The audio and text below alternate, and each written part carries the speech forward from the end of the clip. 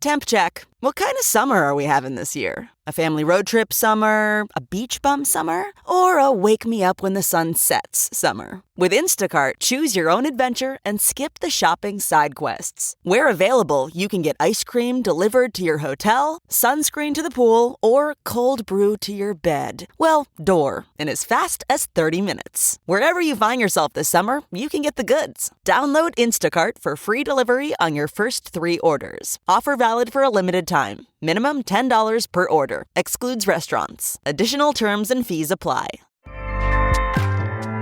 Acast powers the world's best podcasts. Here's a show that we recommend. What is The Briefing Room? It's a behind-the-scenes look at how the criminal justice system works and the lives of the people within that system. If you love true crime, well, these are the real people who do the job every day of making sure justice is served. Hi, I'm Detective Dave. I'm Detective Dan. Together, we have decades of experience in local law enforcement, a profession that we think is often misunderstood. So we're going to explore how to do it right, and we won't shy away from when it's done wrong. These are stories you'll hear nowhere else. Unique, frank, and unvarnished. From the team that brought you Small Town Dicks, this is The Briefing Room. Episode 1 drops on August 30th. We'll meet you in the briefing room. Acast helps creators launch, grow, and monetize their podcasts everywhere. Acast.com.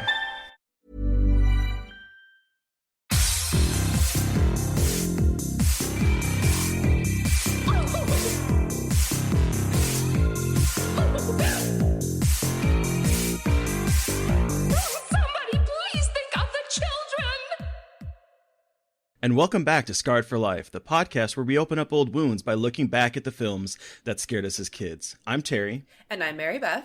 Each episode, our special guest will bring with them a movie that traumatized them as a child. February is Women in Horror Month, and in honor of that, we wanted to use this month to highlight women working in the horror industry, from directors to actors to writers. This week, our special guest is Chelsea Stardust. The director of numerous short films, Chelsea has also worked on movies by Judd Apatow and, of course, Blumhouse. Last year, she directed her first 2 feature films, Fangoria's Satanic Panic and the Hulu Into the Dark episode, All That We Destroy. Thank you so much for joining us tonight, Chelsea. Yay. Thank you so much for having me. What a great intro. I'm so excited to talk to you because I saw Satanic Panic at Cinepocalypse in Chicago. And I think I actually walked past you and got starstruck and couldn't say hi because I didn't know what to say.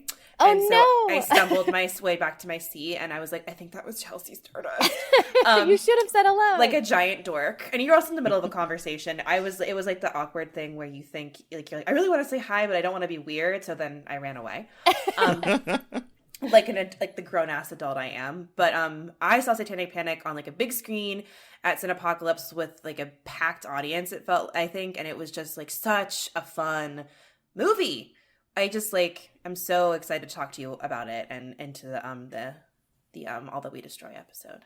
Oh, thank you so much. Yeah, that was a really fun screening that was like right in the middle of all the festival craziness. I feel like I was traveling all of 2018 to all the festivals. But I think that was the first screening where I didn't have a lot of people in the audience that I knew because, my parents came in and I had like 1 or 2 friends that were there as well, but it was a pretty virgin audience in that sense. So it was a really good gauge for me to see sort of how the movie played. Cool. With basically like pure horror and cinema lovers. So, and I was really happy with the how that screening went, and I loved that festival. It was so fun, and I saw some great movies there. So, but you should have come to say hi. I know, I was dumb. I was like my first festival covering it as like a critic with press accreditation, and I was like such a noob, and I was so nervous. I think now I know, like for the future, like don't be so nervous all the time. But anyway, I get nervous like going up to people sometimes too. Like I try to play it really cool, but I still get starstruck occasionally. So, right? Like it's like I know you're a real you're just another person like me, but and I don't want to be like annoying or like I don't know. It's too much. I didn't my own head too much about it. Yeah, I mean I'm introverted too, and it happened to me at Telluride where like Issa Mazzei was there and I saw her and I was like I really want to say hi, but I can't. So I completely understand that. Yeah, I think it's like it's something where I had an opportunity once to say, to say hello to Wes Craven, and oh my God. I didn't. The opportunity was there, but I should have pushed harder for it. I was like, he was almost across from me, but I was talking to a friend and that he had come with that friend. And I'm like, I should have just asked him to introduce me. And I really regret not doing that now that unfortunately he's no longer with us. Yeah. So, you know, even if it was just to say like, hello and, you know, thank you. Like, you know, one of the reasons I'm a horror filmmaker is because of you, though, which I'm sure he's heard 100 times, but just to let him know that his work has made such a difference to me in my life. I wish I could have had the chance to say that to him. So since then, I make a point to just go up and say, I like don't give a fuck, and go up and say hello. I don't know if I'm allowed to swear or not. Yes, you are. But, okay. Oh, yes. But it has taken a little bit of me building up my courage to do that. But that was sort of the lesson I learned with that on a kind of different scenario. But I've decided, I was like, oh, you know what? I'm going to do it. That being said, we will meet soon enough. We will. We will. Oh man. So before we get into like the horror in your career, I have to ask. You recently tweeted that you raised sled dogs until you were 17. If you don't mind me asking, did you grow up in Alaska? I did not, but okay. Darn, I lived in Alaska, so I was like, oh gosh, is she an Alaska person? Oh, my friend Henry grew up in Alaska. That's so funny. No, I grew up in the Midwest, and but I grew up in Ohio, and I grew up in the snow belt.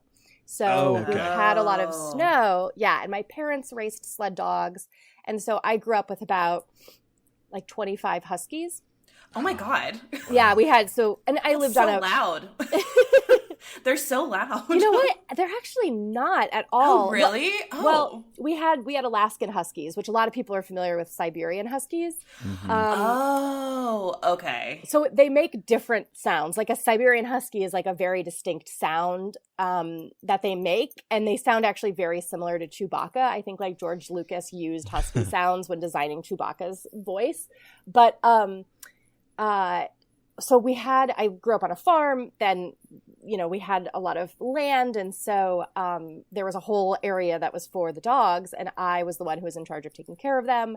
And I had my first race when I was 18 months old. So my parents just like placed me in the basket of the sled with one dog, and I took off and I won. But I just kept racing basically until I went to college because I just couldn't keep doing it. And then it became sort of a retirement home for the dogs. But we raced in Pennsylvania and Michigan and Canada, and I never made it to Alaska. But I did befriend the first woman who won the Iditarod. And yeah, we were pen pals when I was growing up, and I just recently reconnected with her on Facebook. So she's like a total icon of mine. Like, I adore her, and she's so inspirational to me. And she happened to win the year I was born. So that's when she won, and she was the first woman to win. So there's a lot of cool connections. What was her that name? We have. Her name's Libby Riddles. Yes. Okay. Yeah. I do remember that. Yeah. The moment I saw your tweet, I all of a sudden, like, it was such a huge thing in Alaska growing up there. And like, I always remember in school singing the Iditarod song. Oh, so, like, yeah. I did the Iditarod Trail. So like that song that came in my head immediately when I saw that. And I was like, oh my gosh, if I ever talk to her, I'm going to have to ask. Yeah, it's just, it's something that doesn't really come up that often. And, you know, but it is something where someone once asked me if I couldn't make movies, what I would do. And I said I would probably pursue that racing again full time and maybe do the Iditarod or something like that. That's awesome. If I couldn't make movies. So I miss it occasionally. You know, it's a lot of work, and taking care of the dogs is a full-time job. And the only time they really made any noise was like when I was about to feed them. They'd get really excited. Yeah. And then right when they finished eating, like after I cleaned up their bowls and all of that, I went back in the house, and they would collectively howl. So you'd all of a sudden hear like 25 dogs howling together. Oh, that's so creepy. And I would sneak out really quietly to watch them, and right when I would get close, they'd stop. It's like they knew I was watching, and like There's an interloper. Yeah, it was crazy. They would never do it when we were like standing there. It was like their own private thing, but it was a very like magical moment. And there's no better feeling than like being on a sled racing through the middle of your woods, and the only sound you hear is like with tons of snow, it's snowing, and the only sound you hear is like the dogs, like their feet running in the snow, and they're like light pant as they run, and it's just I can't even like fully articulate how magical that is. But it is something I miss from my childhood, and I miss the dogs, and they all lived to be like 20 years old. Oh my God. They all lived very long, happy lives. That's awesome. Yeah, well, when you live on like organic food and ground chicken and all this fancy, that's true. And like you're like constantly running and getting exercise. Yeah, they're athletes and they love to run. It's like what they are made to do. So they love it. But anyways, that's just a little unknown fact about me. That's so thank you for cool. asking. That's amazing. I just had to know. So we talked. Well, you said if you weren't making movies, you would race sled dogs. Well, we're so glad you make movies. So when and how did you get first introduced to the horror genre? I think my first introduction was probably through literature. Okay. So growing up reading Goosebumps and Scary Stories to Tell in the Dark and Bunnicula, like the Bunnicula series. Oh my God, Bunnicula. Yeah. So that's probably where I was first like intrigued by it. Okay. And then Halloween was a really big deal in my family, and so my parents had a huge party every year, and did their own makeup and their own costumes. They're both my mom and my dad are artists, so they would have these epic Halloween parties. And because we lived on a farm, we had a pumpkin patch, and so we would grow pumpkins and carve them. And so, what an idyllic childhood! Just from that description, it sounds very, very fun. It was magical. And because of that, I would watch. I was like really into like It's the Great Pumpkin, Charlie Brown, and Legend of Sleepy Hollow, and the like Mickey Mouse and Donald Duck like Halloween cartoons that would play on TV.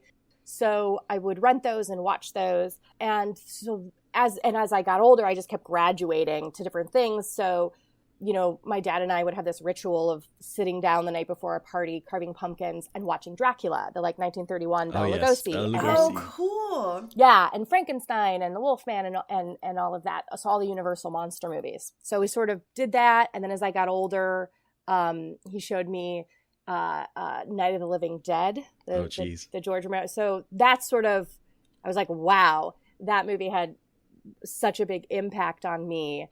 That I was like, this is terrifying. Holy shit. And I wanted to keep seeking out that genre. And I just really enjoyed watching those movies, like, and which we will get into later, but there were so many kids, quote unquote, horror movies, that I loved growing up. And those were sort of things my mom and I watched, which were The Watcher in the Woods and The Witches and Bedknobs and Broomsticks. Okay. And so this sort of like Hocus Pocus or the sort of witchy stuff. And I just kept, as I got older, my dad would show me The Fly or The Exorcist or Alien or things. And then he'd tell me about when he first saw them in the theater and what that experience was like. And I just grew up in a house that loved cinema. So we would always, rent movies from the library. We'd come home with a stack on the weekend. And then my dad was just always trying to give me like a cinema education. So, and it was all different genres of film. So, that's so cool. That's amazing. And I just wanted to make movies probably because I was just obsessed with watching movies. I just loved and because I grew up like in a very rural part of the Midwest. So, no one around to really like play with. I was an only child, so it's like movies were a big part of my entertainment and all the like pets I had growing up. So that was kind of a similar thing for me growing up in Alaska. Like I lived there, I think from when I was maybe 3 or 4 until the end of 5th grade. We lived there, so like when you were up there, a lot of people would be moving there from the military and whatnot. So like friends would come and go, and I was always an introvert. So like movies were always for me like the big thing that I would gravitate to. And So that's I can completely understand. In my household was definitely a universal horror, like the old Draculas and Frankensteins. Yeah. That's a good education for horror. Totally, and I loved it so much. And Hitchcock, and there was so much I saw. And I remember seeing, like, before I even went to college, I had seen the whole AFI list of movies. Oh wow! Oh my god, that's so impressive. And because I watched a lot of. It makes me sound like I didn't do anything, but I just watched a lot of movies. And, and I just was always, and I grew up in a household that my dad, he had gone to film school. Okay. Along with, he's a fine artist, but he had also gone to film school, and so he had made movies on Super 8 and 16 millimeters. So I was able to watch those because we had a projector, and he had all sorts of old movies and cartoons on Super 8 that we could watch. And so because that influenced me, and then I grew up, of course, in a household that had a camcorder. Like, my entire childhood is like documented on VHS tape. So that inspired me to start picking up a camera and start shooting stuff. And then when I was in high school, I was asking, hey, can I do a film instead of a paper? Like, can I oh my God, amazing. do a short film, like, for an assignment? And they're like, no one's ever asked that before. Sure. Oh, I love that. Yeah. And then, of course, I made the decision to go to film school. And while I was still in high school, I shot stuff. I got a Super 8 camera and shot stuff on Super 8 and did like cut and splice editing. And then went to film school for 4 years. I was the only one that wanted to do horror. And the film school's like, we want you to be making like art movies and starve in a basement in New York. Was sort of the mentality. And now, of course, they're like really excited about my success. But of course, like, oh my gosh, please come speak to our students. Like, please come back. Exactly. But, I got to shoot on film there as well, even though digital was already happening. And then I just always gravitated towards weird movies. I remember, like, I did my senior thesis, and it was very much inspired by John Waters and Todd Solondz and Harmony Korine and David Lynch. And, like, wow. Weird. I liked the weird. So, and of course, as a daughter of artists, no one was surprised. And then I moved, like, right after graduation, I moved to LA. So it was all happened very quickly. It is really interesting, like, because I just went to grad school for film studies, like, so basically not making movies, but writing about them. Yeah. And not a lot of people want to talk about horror. It's fascinating. Like, most people want to talk about avant-garde movies or, like, I don't know. They just, like, horror was not something that was considered academic as much, which is really interesting to me because I feel like there is so much writing about it, but, like, where I was, people were kind of taken aback by the idea of writing about horror and analyzing it. So it is weird, like, the way people think about it. And I think that's changing. I don't know what, I can't quite pinpoint, like, what happened within, like, where it sort of took a turn. I know a lot of people say the 80s with, like, the slasher genre and getting all these sequels and it being like a body count and all that. But, there's so many things that horror movies have to say. And that's something that I don't think a lot of people paid attention to. And there are people out there that say, oh, I can't watch horror movies. And I go up to them and I'm like, do you understand how much amazing cinema you are missing because you are being so ignorant and and it's so frustrating. And so also when people say that, I say, oh, have you seen Alien? Yeah. Have you seen The Exorcist? Oh, yeah. Have you seen Silence of the Lambs? Yeah. I'm like, okay, well, those are fucking horror movies. Yeah, those are horror movies. Yeah, exactly. And they're like, oh, well, I was like, no. I'm sorry. That's what they are. And or The Thing or whatever. And so it's so frustrating and I said, oh, so you'll go see some, documentary that's incredibly depressing, but you won't see a horror movie? Wait a second. Like, in terms of, I don't like to feel that way, or I don't like to be scared. And for me, it's super cathartic. And thinking about, I think it was the Wes Craven's quote that horror doesn't create fear, it releases it. Yes. And I think a lot of people don't realize that. And I get it. Like, sometimes people just don't like to be scared, but not all of horror movies are like that. Like, so that's what I think people, or they say, oh, I don't like, torture porn always comes up. And I'm like, well, actually, some of those movies are saying something. that, and you're not even paying attention to what that might be. But I understand. You don't want to subject yourself to something. Totally cool. I don't like to subject myself to romantic comedies. But that's scarier to me than horror movies. But no, I'm kidding. But it bums me out that people are just, that they won't even, you're just missing great storytelling, and you're missing really powerful, these movies have a lot to say, and you're missing out on that. And that bums me out sometimes. Well, it's also a very elastic genre, because you can it can Yes. dip into everything. It can dip into science fiction. It can dip into fantasy, comedy, drama, romance. Like, it can be so many different subjects. It's frustrating when people are just like, kind of kick it to the curb. And there was a moment when I was in my early 20s when I thought I wanted to be like a screenwriter living in Nebraska. And, I went to this class and it was taught by Lou Hunter, who I guess graduated from UCLA or whatever. And I went there with a script to work on for a horror thing. And I was 21 when I went there. And he's like, I really want you to write a boy and his dog story. And I was like, but that doesn't interest me. But he was really nice, but he was very dismissive of me wanting to write my horror script. Boy and his dog, what an interest. Well, yeah, right. And it's like, it's so, it's interesting to me. And the other thing about the horror genre is it's the only genre of film that has a built-in community, and that there are fans of it. And I'm like, why wouldn't you want to be a part of that? Like, if you genuinely dig the genre, but that, and there's festivals, conventions, events dedicated to this genre.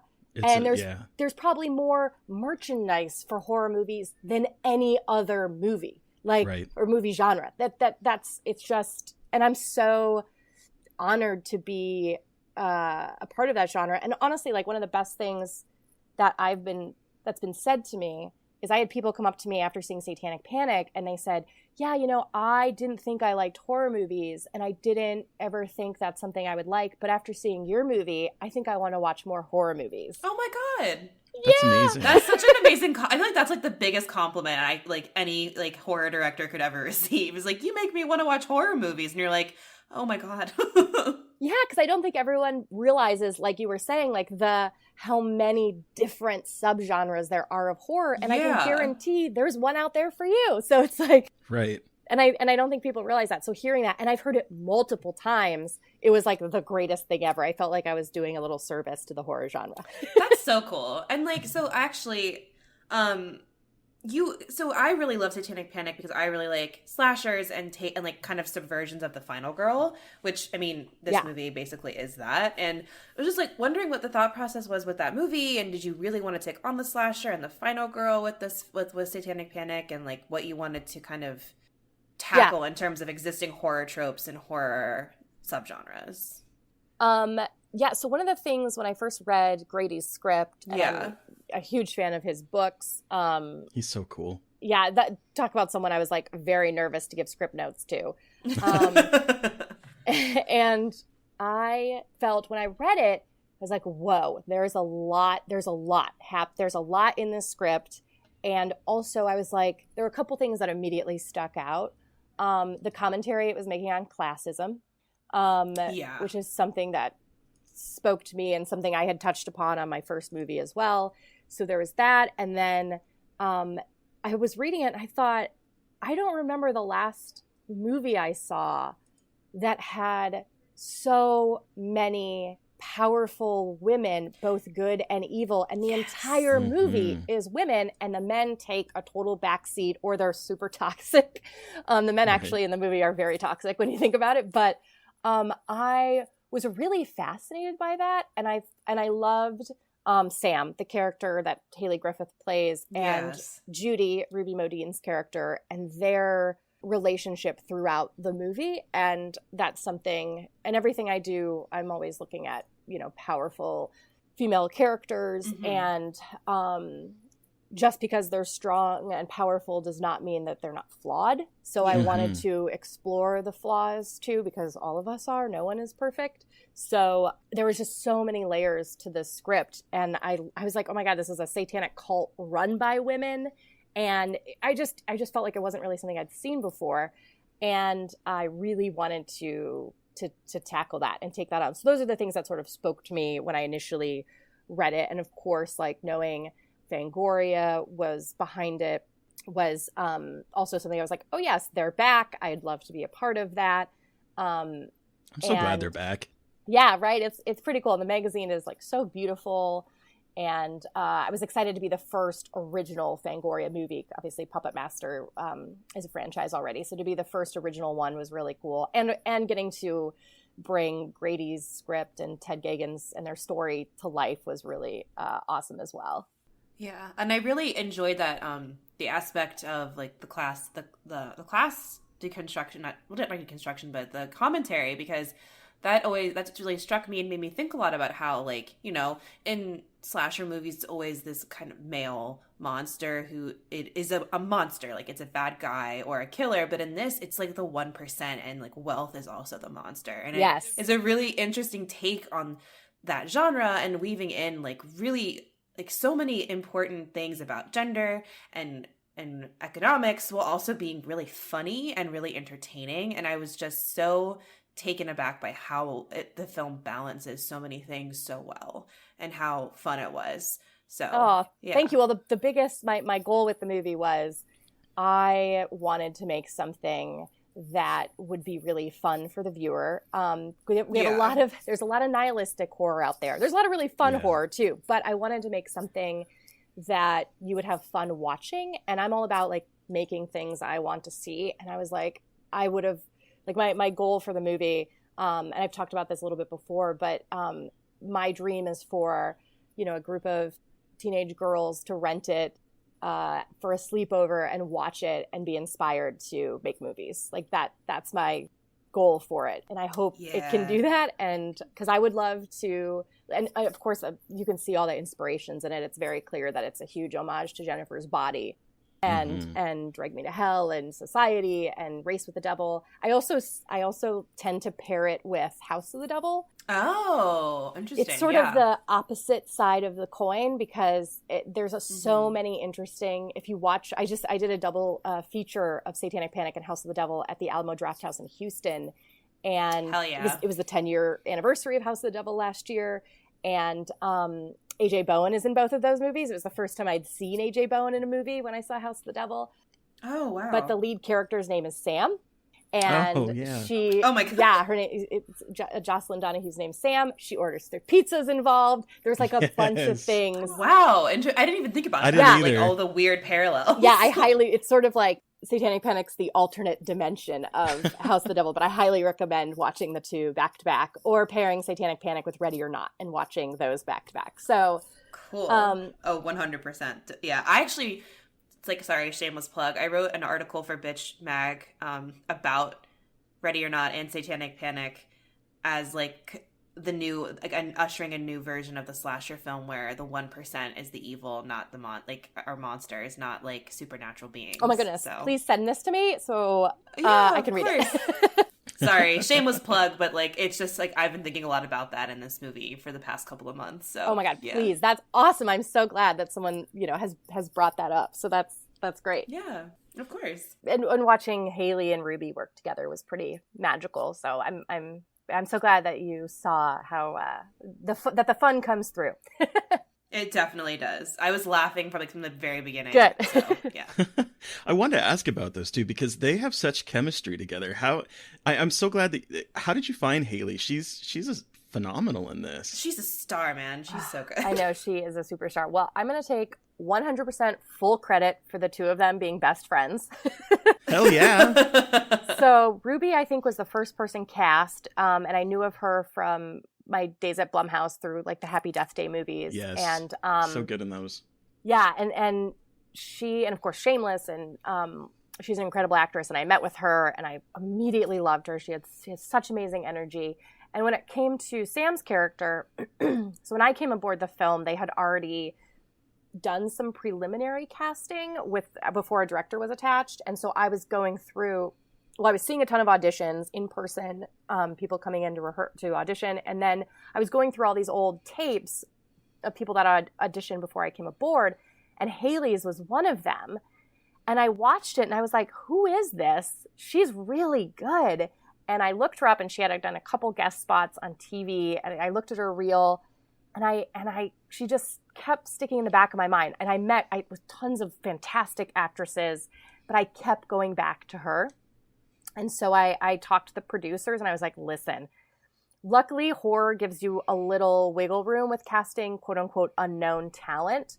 But I know when you're dealing with distribution and all of that there's some complications that can arise from that. And I said, listen, I don't know this girl at all, but this audition is incredible. And I believe that she could carry this movie. And so they said you should set up a Skype with her. And I Skyped with her and talked about it. And then after that, I was like, I want to offer her the role. And the producer said yes, which doesn't always happen. And they're like, okay, sure, cast her. And so I think she posted a photo when she got the part, and she said she just sobbed because it was her first feature and was just so, and of course, like her and I became best friends. When she met Ruby, they became best friends.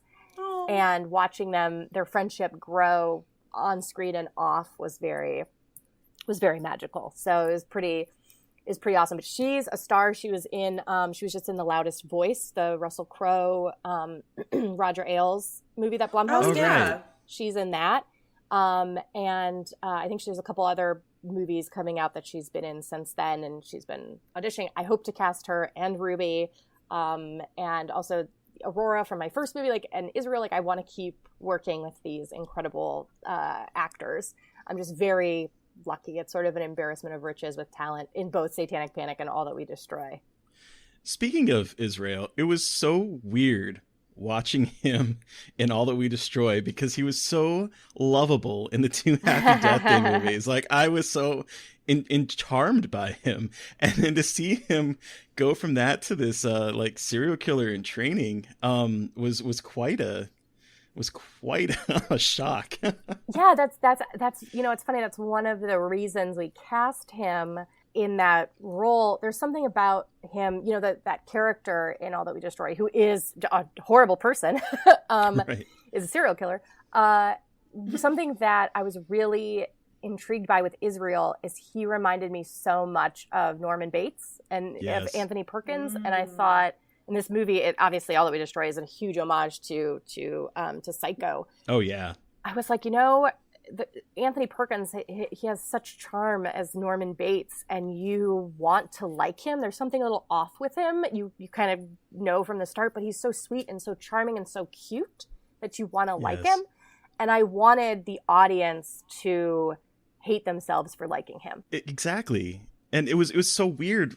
I was actually rooting for his relationship with Dora Madison's character. I was like, oh, I want them to be together, even though I'm knowing, no, stay away. Yeah, and he had never done a role like that, obviously, and so I also just, there's some super disturbing parts when he's direct to camera killing the Ashley character, that he looks really scary. And when I showed him in Aurora, the movie, he's like, how is that me? He was genuinely disturbed by it. And I said, dude, this is what you can do. And even I was talking to Chris Landon. We went out to lunch, and he was like, after I screened All That We Destroy, and he's like, oh my God, seeing Iz in that role, wow, that's crazy to see him, this darkness come out. I was like, yeah, it shows what a good actor he is. He can, do the dark stuff too. He's not just the cute best friend, lovable boyfriend. Right. But that stuff, I think that, I think as a director, you have to think about where actors have to go emotionally sometimes to get to that dark place. And it's sort of how long can you keep them there, morally? So can you keep that in there? Because then they have to also then, after the scene's done, try to get out of that. And that can be really hard. So I have such great respect for actors. I love working with them. It's one of my favorite parts of the process. And I've been very lucky to work with such incredible talent. That's awesome. Yeah, wow. How did All That We Destroy come about? I know it was co-written by Jim Agnew and Sean Keller, who our listeners know wrote our killer theme song. But how did that come about? Was it always a Hulu episode, or was it pitched as like a feature film? Or yeah. So basically, Sean and Jim wrote the script specifically for me in mind to direct it. And okay. yeah, and Sean and I had collaborated before. Sean and Jim had written some shorts for me, and we had worked together in the past. And so they wrote it with me in mind. So I got to collaborate with them from the beginning on the script. So I got to give notes. I got to talk about characters, all of that stuff, develop it with them. And that's awesome. Yeah, which is such a treat for a director to be able to do with writers. Then we were going to send it out to a couple places, and I so to back up for a hot minute. So I had my past is being an assistant, as you said in the introduction, and I'd worked for a bunch of producers: Ivan Reitman, Judd Apatow, Jason Blum, and I'd been working for Jason for 4 years. Right when I left, my friend Ryan Turek started working there. Ryan Turek. Helped him get that job there. I was like, what better person to work at Blumhouse than like the king of horror? Yeah, that was perfect. That's a perfect job for him. I was so happy to see them get that. Yeah, and I told Jason, I was like, there's no better person to have working at this company than Ryan. Like, you have to hire him. And so Ryan and I, because we're really close friends, we just kept talking after I'd left Blumhouse. I was still assisting like other directors here and there to make money while shooting short films. And I just kept sending him things I was attached to. And for Blumhouse's consideration, pass. And so when All That We Destroy came around, we were about to send it to a couple places, and I had mentioned it in passing to Ryan. And he's like, wait a second, what is that? And because I sort of gave him the elevator pitch, and he said, I want to read that. And so I sent it to him, and he said, Chelsea, this is the one. We want to make this with you. Oh my God. That's awesome. Yeah. And so within him saying yes, I think it was maybe 4 months before we were like casting and shooting. Wow. It was a very quick, if I remember correctly, it was a very fast turnaround for all of that to happen. So I know that sounds crazy, like the first place we send it to say yes, because that never happens. But we just started making it. And then I guess somewhere along the lines of when it was in post, the TV department saw it at Blumhouse. And they said, and they had just finished the Into the Dark deal. And they're like, how can this be part of our Into the Dark series? And because it fit, they're like, this fits so well with Mother's Day. It's like a very fucked up Mother's Day story.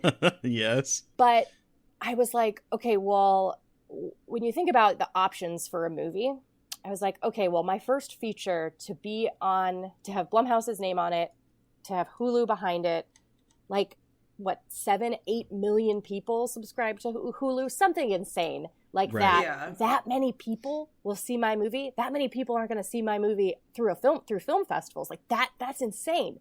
So I thought, that's a great place for this. And the fact that it can kind of be part of a series too, though it's a feature, I was like, yeah, let's do it. The thing is the film was already shot. So there was only so many notes we could do. But Hulu had some great feedback, and we were able to execute some of their notes. And it's a script where I was able to shoot every single scene of the movie. Almost every single scene is in the movie. It's like my vision of when I read the script, and even Sean and Jim said it's like to them the best adaptation of their work. Like they're the most happy with that. Granted, they're very happy to have worked with like John Carpenter and Dario Argento and Nick Cage right. And all that stuff. But they said this is the truest from script to screen of any of our projects. And it's crazy because it premiered on Hulu in May of last year of 2019. Was that 2019? Yeah, 2019. Yeah. And then Satanic Panic premiered at Overlook at the end of May of 2019. How crazy that your two features come out so quick to each other. And they couldn't have been more different. That was the other thing. Yeah, for sure. I really wanted to. That's one of the things with my work. I really want to show that I'm not just a horror comedy person. I'm not just a science fiction thriller director. Like I want to be able to do all different subgenres of horror and potentially other genres. So I was really happy that both came out, and they're two tonally completely different from each other. So they're sort of, depending on what I'm going out for in terms of other projects, I'm like, okay, should I show this production company Destroy, or should I show them Satanic Panic? Like, what's the better one to show to get the job? I mean, yeah, that's an awesome way to start out, because like I rewatched them this week, and it amazed me just how different, not only like tonally, but just how differently they look. So that I think that's such a great calling card for future work, because they're just so different. And that's something that my DP and I developed from the start, the look of the film, of both films, and that's something we worked sort of very hard at. They have very distinct looks to them, and the visual style is very different. So glad you see that. And speaking about future projects, what is if you had to choose one horror subgenre or trope to tackle in the future, what would you want to do? Ooh, that's a great question. God, there's so many, because I love body horror.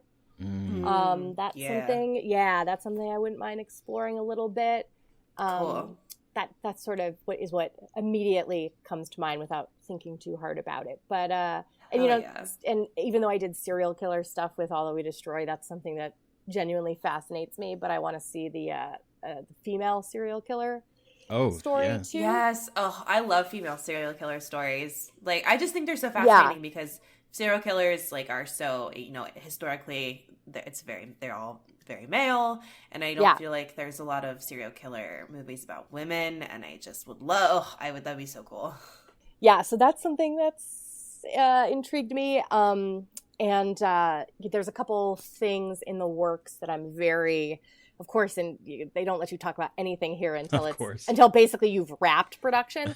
But there's things that I hope will come to life this year, if all goes to plan, and I'm very excited about them. Unfortunately, that's all I can really say, but I really fingers crossed it all it all comes together, and I'm very excited to share those stories with the world. Cool. Oh, so are we. Yes. We'll see. So that might be a good place to transition to what we've seen recently. Have you seen anything recently, Mary Beth, that you want to talk about? So I've been slacking on my movie viewing at the beginning of the year. I've been very sluggish. But one thing I have been doing is revisiting the Castlevania animated series on Netflix. Oh, yeah. And I tweeted the other day, hot take, it's one of the best pieces of television of the decade. Love that. It's my I also have an obsession with vampires. I absolutely love vampire media. I talk about it all the time. So this was just and it's a video game adaptation, and video game adaptations are notoriously trash. And especially because Castlevania is a weird kind of video game that has a narrative, but it's not really it's more of a sort of roguelike game. But this show is so beautifully animated, and it gets me so emotionally invested in a story that is based off a video game. And Steve and I are rewatching it because we were wow, that show is so fucking good. It's really good. It's a good video game adaptation too. It's so good. Yeah, I really dig it. I only watched the first season. I need to get into the second. Oh, the second season is devastating. Is it really? Emotionally, it's good. Yeah. It's just sad. But it's really good. And the episodes are less than 30 minutes, and there's usually only 6 to 8 episodes a season. So it's super easy to watch in a couple hours. Yeah. So that's what I have been watching. What about you, Terry? That's awesome. Well, by the time this is out, I will have hopefully had a bunch of reviews from Panic Festival in Kansas City posted. Hell yeah. But I've been going through a bunch of advanced screeners that they sent me, and one of the ones I just watched that I was surprised how much I enjoyed was James versus His Future Self. Oh, that's a fun title. It's kind of a romantic comedy wrapped up in science fiction time travel. Fuck yeah. Where it's this PhD doctor of some kind of science field, and he has a female friend who's played by Cleopatra Coleman, who I saw last year in the Now Apocalypse series on Stars. And she is so good. She just has so much chemistry. She's so magnetic on screen. I hope she gets cast in everything. And so they're both doctors, and they kind of have that friend zone relationship going where like he's sort of so wrapped up in trying to solve the idea of time travel that he doesn't see that, you know, she's perfect for him or whatever. And then his future self shows up from the future, played by Daniel Stern. Oh my God. And he's like, dude, you need to not solve this time travel thing because it's going to make you alone. It's going to make you sad. You're going to lose all of your friends and you need to stop or I'm going to stop you. And so it kind of gives him this ultimatum to like change by the end of the week. Otherwise he's going to like take matters into his own hand. And it's just, it surprised me at how funny it was. And I'm not a huge romantic comedy fan, but I really, it kind of made me a little misty eyed at the end, but it has such a great cast of Daniel Stern and Frances Conroy is in it. Oh my God. Hell yeah. Sign me up. Yeah, it's surprisingly entertaining. And I'm hoping that, I don't know if it has distribution yet. I think it does, but I hope people start to see it soon because it's entertaining as hell. And Daniel Stern is just so funny in it. That's the one that I've been enjoying recently. Have you been reading anything, Chelsea? Oh my God, so many things. I don't know if people want to know what I was watching and reading and saw in like my favorite stuff. It's all on my social media of 2019. In 2020, what have I been most recently? So let me think. Okay, so right now I'm reading The Shining Girls. Oh, yeah. By Lauren, I think it's pronounced Bucas. Bucas, yeah. Yeah, loving that. Loving that book. I have a book club in LA called the Losers Book Club. I love that. I love that. Yeah, so we read Stephen King every other month, and then the months in between we read new horror. And this month's book is The Shining Girls, and I'm almost halfway through and loving it.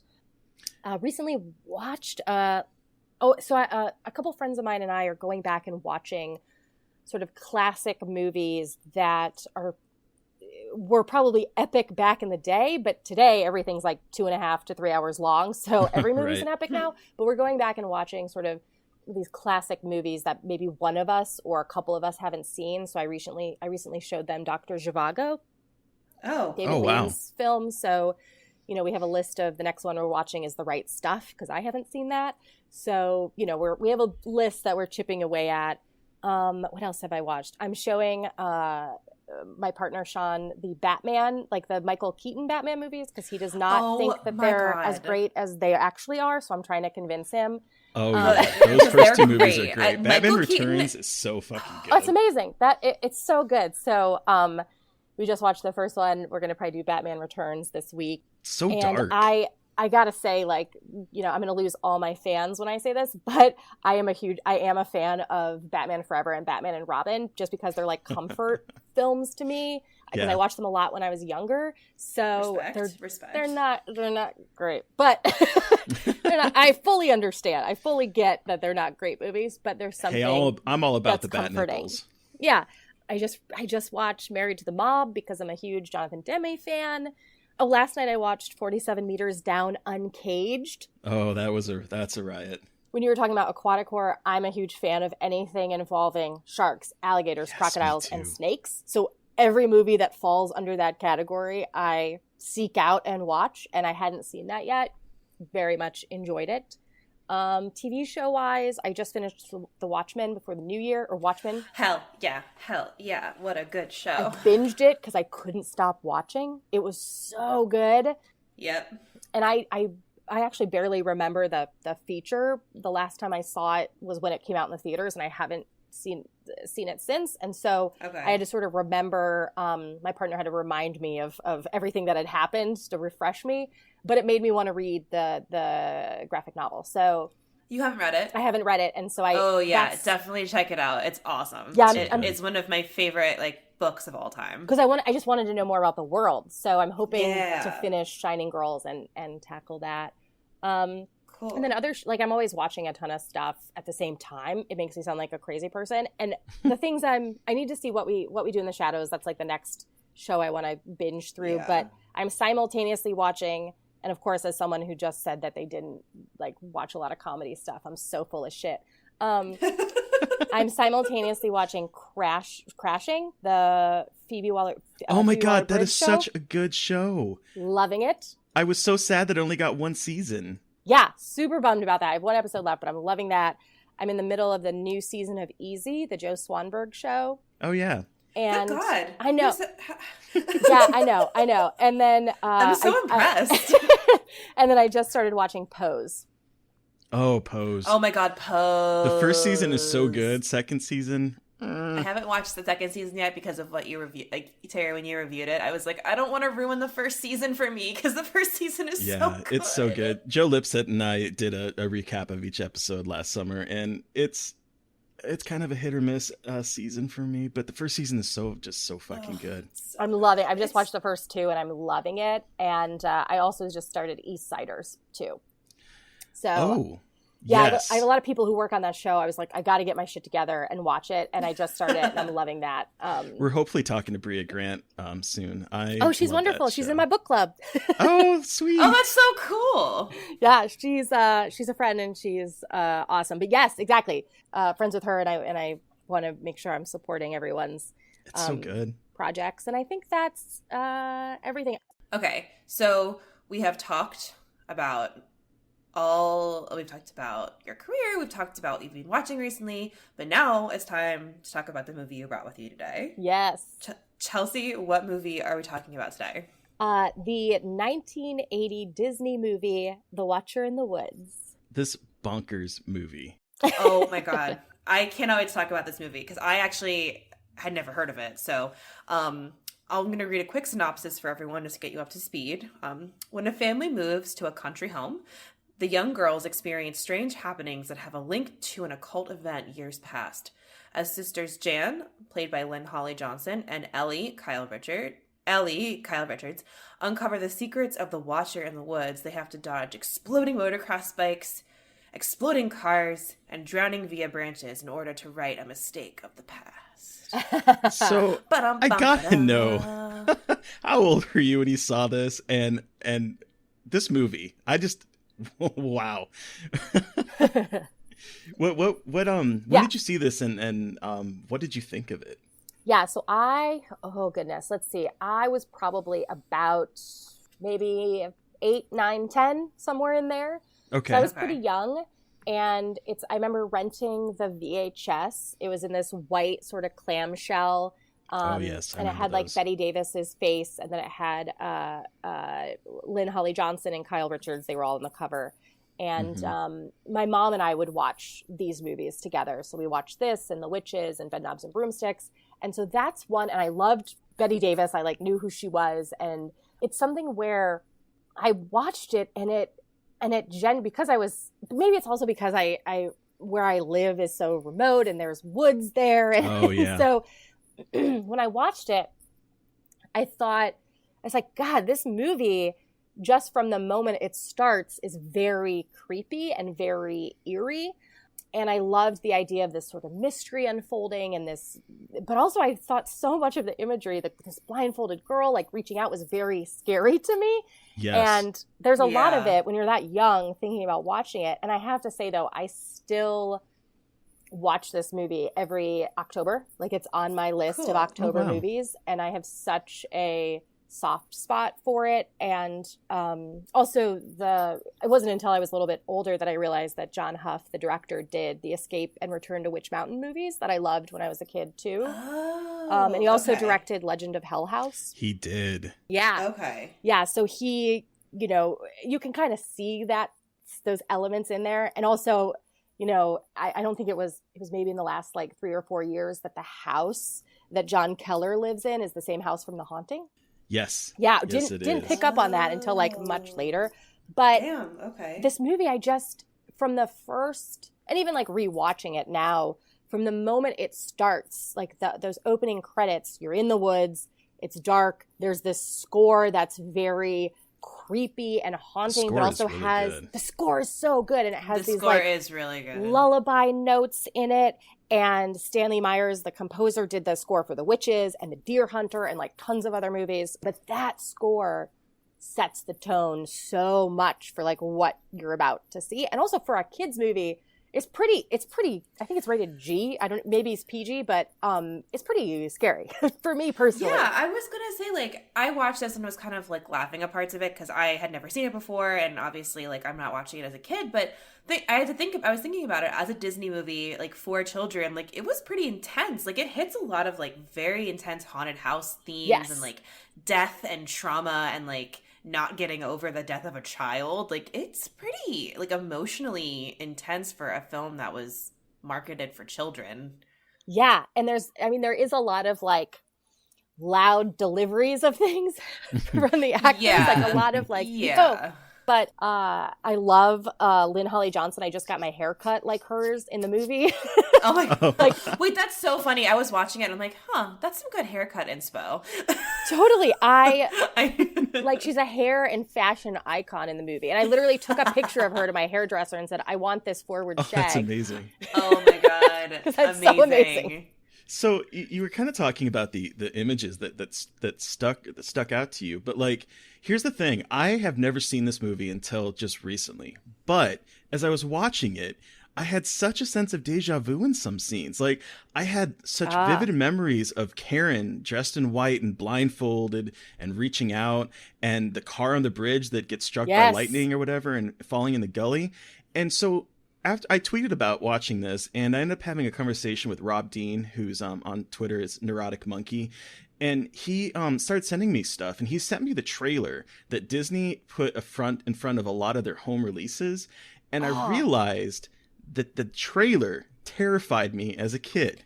Oh. And I watched the trailer, and it brought back all these memories because it has all of those iconic moments from the show, like the when she's drowning and the gully and all of this stuff. And I realized that and Black Cauldron were two trailers that were playing before most Disney movies that came out in like the 80s on VHS. And so every time I would watch the movie, I would watch those two trailers in front of it.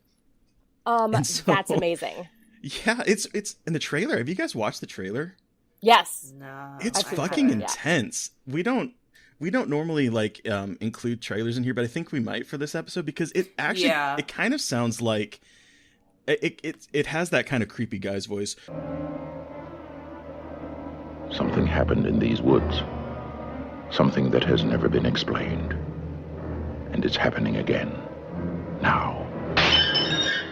The girls in the woods. Yes. Don't know them. Oh my god. Like, it sounds like a Friday the 13th or something from that time, like the adult horror when they would have those trailers of like, they don't know the horror in the woods, that kind of thing, you know? And I'm like, this is a fucking Disney movie.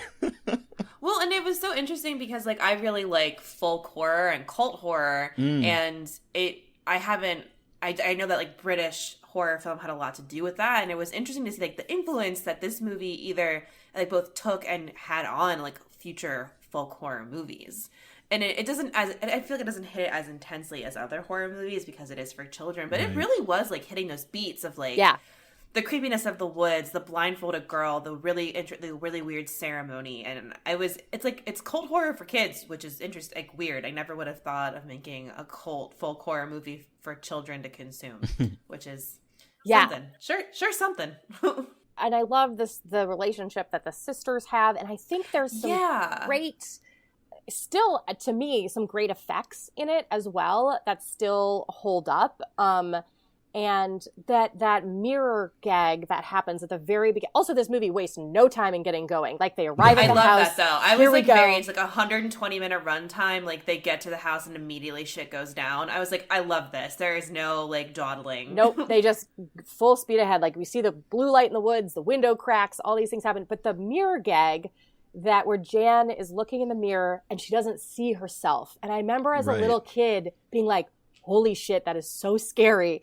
And then it cracks and she sees Karen and all that stuff. And I was like, wow, this is so cool. And then the other effects throughout it, I also have like such a memory of when I first saw it and when Ellie is writing Narek on the window and then seeing it without knowing what it means and the reaction that Mary Fleming has when she sees it. And how this sort of mystery, now it does take a little bit of time for that mystery for them to put all the pieces together. And I see the glass and the sun with the, the opaque disc over it, like the eclipse, and it doesn't always happen. Like, it takes a while for them to get there, but also seeing, like, Ellie as this conduit for this other being, and, she's looking like possessed, writing on mirrors, speaking as she gets possessed, listening to the music box and speaking as this entity. And I don't know can I ask how either of you watched the movie?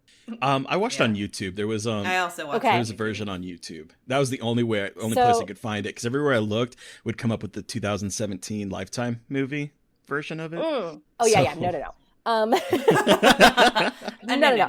So I have a DVD of it. That's the Anchor Bay one. Yes. Yeah. And on that disc are two alternate endings. Yes. Oh I'm glad my you're God! talking Yes. about this. We've been talking about the alternate endings. Were you guys able to see them? Were you able to find them? Yes, they're on YouTube. I watched them. Also on YouTube. There was they had like a 13-minute one on YouTube and like a 6-minute one. And a 6-minute one. Yes. Yeah. Guys, that those alternate endings, I gotta say, first off, if I would have seen that when I was little, I would have had nightmares. Like, the fact that so for people who haven't seen the movie, if you're able to get it to see it on DVD and or on YouTube and please watch these alternate endings, because there's this basically alien demon insect thing with wings that comes from another dimension that looks like a hybrid between like a wasp and the dog, the crazy dog from Poltergeist, like the wolf. It does. You're right. Yeah. That's what it looks like. And I'll tell you what, I was, because they sort of touch upon in the theatrical version that we're, Ellie speaking, the entity speaking through her that, I'm from another plane/planet basically. And you're like, okay, there's some like weird maybe alien stuff in here, but it's just basically touching on that there's another dimension that Karen got sucked into. But this, that basically picks Jan up, takes her to the dimension, she retrieves Karen. Holy shit. I was like, I'm so glad I didn't see that version. I will say that the theatrical version, their choice, I think, is fine. I think that was the way to go. Well, what's funny is that when this first came out in 1980, and it was in theater for only 10 days, because the audience and critical reaction was so terrible that Disney pulled it and put Mary Poppins in its place. And it had that original, like, 13-minute-ish ending. And people were like, this is ridiculous. And so they reshot it with a different director. Yes. Oh, wow. And released the 80-minute that's on YouTube, and I think is the official version of it now. Where, like, instead of having this interdimensional spaceship diamond weird thing, oh my God, they have like this being of light, and then Ellie gives basically the exposition dump of all that kind of happened. But the alternate endings are they're ridiculous. I was like watching this going, what the hell? Yeah, they're so crazy. I was like, it's Disney going way off the rails, which I love seeing. Like, I love all the dark Disney shit, but that I was like, that's maybe a little too far. I mean, unless you're on, some sort of substance, then I think I'd be totally down. But as a kid, I'm really glad that the 89-minute version is the go-to one for everybody. I think that was the right choice. Normally I would be like, no, you shouldn't. If this is what the director wants, et cetera, et cetera. I'd be against it. But in this situation, I was like, yeah, this is maybe how it should end. Yeah. And it's funny because I feel like we tweeted about Watcher in the Woods, and so many people were like, holy shit, that movie scared me so much as a kid. It still scares me. We got an email from someone.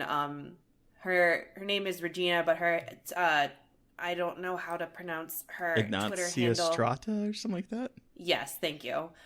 She sent us this really interesting email that I'll kind of sum up for everyone. But she talked about how growing up in Western Pennsylvania, they grew up basically next to a small patch of woods, and she and a bunch of neighborhood girls made a little clubhouse. in those woods out of old pallets and tarps. They would hang out in there and play poker for candy at age 6, which I think is amazing. She says the woods were dense enough that you couldn't see animals or people approaching until they were basically on top of you. And then she also spent time with her cousins in upstate New York in their rural house. So basically, she spent a lot of time in the woods, which meant that seeing Watcher in the woods was a nightmare for her. She says that once we were playing in the clubhouse in the rain and we had just the right number of kids as the ceremony in the movie. Oh my God. Unfortunately for her, she had lost all of her candy and was blindfolded as a joke because she was the loser.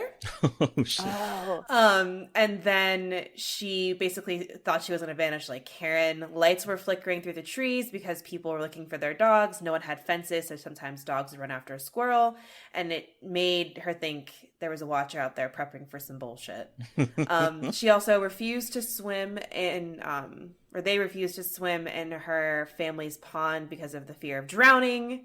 This is amazing. I know. I was like, this is the best email. It's like thing after thing of this movie just made her terrified. And she also lived in the woods, and it's amazing. And I will say that drowning sequence was really intense. It was. Movie. I was like, oh my God, is she actually going to die in the first 20 minutes of this film? I was like, oh my God. Yeah, and I remember that scene watching it when I was little, because now, of course, you can see that there's the pane of glass there that she's pushing at.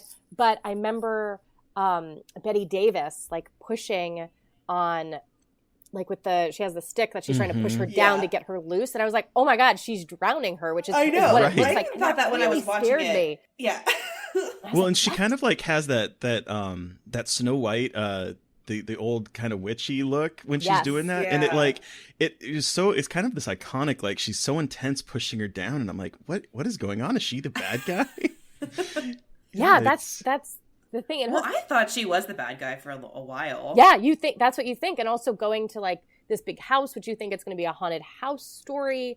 And you meet her and she's like, oh, I don't want this family here. But then she sees Jan and she says, okay, let's have them here. And she's so intense every time she looks at her. Mm-hmm. And you don't know where that's going. But obviously the ending, when she gets to see her daughter again. And you find out that she's there to help and she wants to communicate with her so bad. And even though using Ellie to do that isn't the best thing to do, she just wants to have her. It's just that part of it was so sad. Yeah. That really resonated with me. And I remember reading that I think Betty Davis had wanted to play her younger self.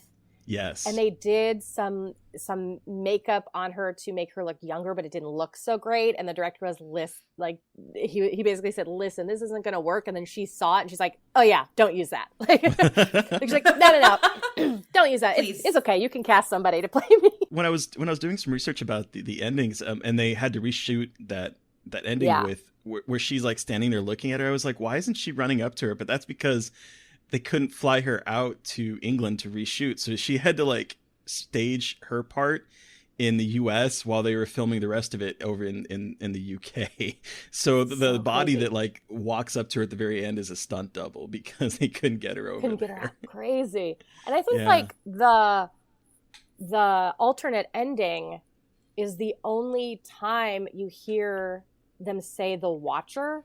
Right. that because that's what comes down, and then you don't hear that any other place in the movie. I haven't read, and this is something I actually just got the book. I haven't read the book, so I don't know how the book The Watcher in the Woods compares to the movie. I don't I'm not either. sure. I was kind of curious. Yeah, and I found a vintage copy of it, and I was like, I have to have this. Amazing. That's so cool. But just so many things.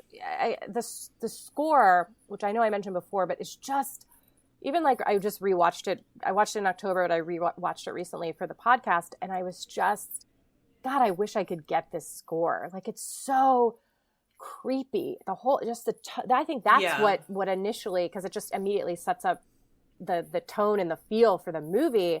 And even at the end with the lullaby, I was like, oh God, the whole time the score is unnerving. At no point does it let up. Right. It No, it immediately definitely set me on doesn't. edge at the Yeah. beginning. Which I think helps. And granted, it's it's tricky with movies like this that you're very nostalgic for, to see if they still hold up. So many years later after, growing up with them. And for me, this one still holds up. But however, I understand, like, if you were going into this and like if a listener is, you know, seeing this for the first time, might not be as into it. But I think there's, you know, it's that, like, it's interesting to hear you guys say people reaching out and people saying, oh, that movie scared me so much as a kid. I think sometimes we like forget about some of those movies. And you Terry having seen the trailer and immediately having that response of like, oh my God, I have seen this. And there's still movies that I haven't seen that I know people loved growing up that I'm nervous to see because I'm like, oh shit, what if it doesn't have like that same effect on me that it does on this person? But I just always approach everything with an open mind, and because every movie out there is someone's favorite movie that they love. But exactly. But man, this movie. That's a great way to put it. Yeah, and this movie, I would watch this and The Witches together. Oh, good double feature. Yeah, with my mom, and I just loved it. And now I'm like, maybe I should. I'm tempted to go as Karen for Halloween one year. Oh my gosh, please. You should, please. That would be amazing. Like the and white post dress. on Twitter so we tights. can see. That's awesome. That'd be awesome. Yeah, right, with the blindfold reaching out. Oh my god. Yes. But I'm so glad you guys dug the movie, and even though it's quite it's a trip. It's a trip. It is a trip. And it is a trip. But I appreciated it mostly because of like how much it reminded me of like the folk horror and folk horror history. And I was like, all right, I respect this, and how it's like making it for children. Again, weird, but also like, hey, kids horror can be just as cool as adult in like scare quotes horror. Well, and that's why I was really excited when you mentioned this movie, because like I would have loved to talk The Witches too, because that is one of my favorites as growing up too. But I had always heard people talk about this movie and about how much it affected them, and I had other than the trailer, obviously, that I completely apparently like blocked out of my mind, had never seen this movie, and everyone that saw it when they were a kid was affected by it. And I think that's pretty powerful, especially for a Disney movie that are known for not necessarily scary things. Right. Yeah. I agree. I love it. If you haven't seen it, seek it out and check it out. Awesome. Wow. Well, thank you, Chelsea, for talking about The Watcher in the Woods with us. Where can our listeners find you, and what do you have coming up? Yes, thank you so much for having me. I love talking about this movie, so I'm really glad that you picked it. I know I sent a couple, but I was really glad you picked this one. I was like, yes, and I never talk about this movie, and I should talk about it more. Even just rewatching it, I went and did like a deep dive online to see if I could find like T-shirts or anying like that. There's nothing. God, amazing. There's nothing. There's nothing? I can't find anything. Listeners, if you know of any Watcher in the Woods swag I could wear, please hit me up on Twitter. And that being said, you can find me on Twitter at Stardust Chelsea and on Instagram at Chelsea Stardust. My Facebook is totally private. Don't even try. You'll get rejected. But those are the best places. And I'm most active on those anyways. So that's the best place to follow me. And what's happening next? I'm about to start prepping something that's going to be shooting in April that I can't talk too much about, which sucks. I'm also preparing, God, I don't think I'm allowed to really talk about this either, but I'm preparing a 5-episode podcast. Yeah, that I'm recording this weekend. I can't say what it is or who it's for, but so I've been watching, what I will say is I've been watching a slew of horror movies, which include The Howling, Wolfen, American Werewolf in London, The Exorcist, Suspiria, and Friday the 13th and Halloween. Wow. And I'm just going to say that and leave everyone else in mystery that how do these all connect? Cool. So that's sort of the next thing happening. And I'm hoping for a really great 2020. And thank you so much for asking me. I'm a huge fan of you guys. And thank you to the listeners out there. Without the fans, horror is nothing. So you are everything. So everyone make sure to follow Chelsea on all the social media to get all the awesome updates and all the amazing things that are coming out this year for her. But you've heard us talk about Witcher in the Woods, but we want to hear from you listeners. What was your experience with this movie? You can send us an email at scarredforlifepodcast@gmail.com, or you can tweet at us at scarredpodcast, and we could feature you in an upcoming episode. You can also talk to Terry and myself on Twitter. I'm at MB McAndrews. And I'm at Gaily Dreadful. And like I said, please feel free to talk to us on Twitter and follow us at Scarred Podcast. And don't forget to review, rate, and subscribe, please. Please, please, please. Thank you to Steve Barnold for our artwork. Thank you to the badass Sean Keller for our amazing theme song. Thank you, everyone, for listening. Stay creepy. And until next time. Won't somebody please think of the children?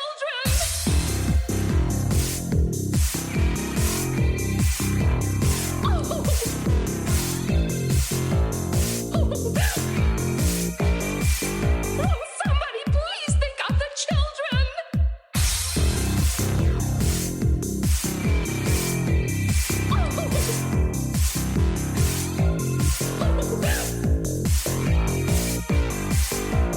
Somebody please think of the children.